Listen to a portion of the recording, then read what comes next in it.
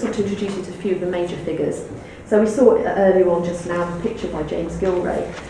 He's one of the most prolific and most important graphic satirists of this period, who people like J.P. Malcolm in his historical sketch really pinpoint as being a kind of a natural successor of Hogarth, but also having taken graphic satire into this whole new realm as something that's greatly admirable.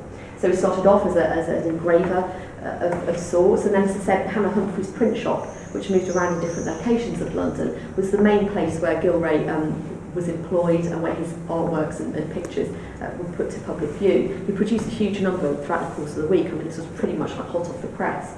His satires are very, very complex. When you look at them, there's a whole range of different subtexts that are operating, both within the juxtaposition of text and image, and through all the different allusions that Gilray layers up, and they become intensely sort of dark, apocryphal commentaries upon contemporary society, but particularly contemporary politics. So his main targets are, for instance, in the wake of the French Revolution and various political figures of that period, even though he didn't have a particular affiliation himself. So again, the idea that this isn't the artist working under the auspices of his own political affiliations, but he's working within the context of a market that demands and desires these sorts of prints. Very much in tandem with Hannah Humphrey, the owner of the print shop, and working to sorts of specifications and suggestions, this idea of a broader collaboration between artist and commercial environment. And again, he died having gone on sale, I suppose a latter day reflection. Second artist I just want to draw your attention to, Thomas Rowlandson, a gentle social satire, and we'll see some examples of that in a moment or two. Less sort of virulently violent, I suppose, and less grotesque in some respects than Gilray's artwork.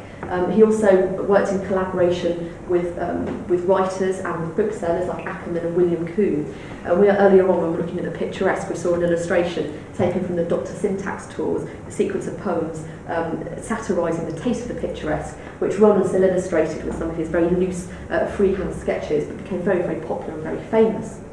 So we'll see some examples of how his particular art style ties in with social commentary in a moment or two.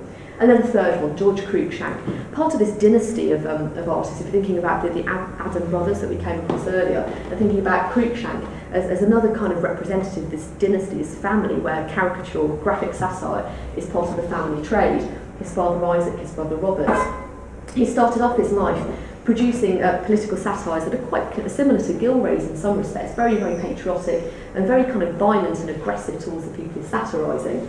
Particularly aggressive, visually speaking, towards George IV, produced numerous illustrations satirising this particularly prominent figure of public life. But sort of halfway through his career, if you like, he moved away from graphic satire, and as we peak on into the Victorian period, from the 1820s onwards, he turned to book illustration.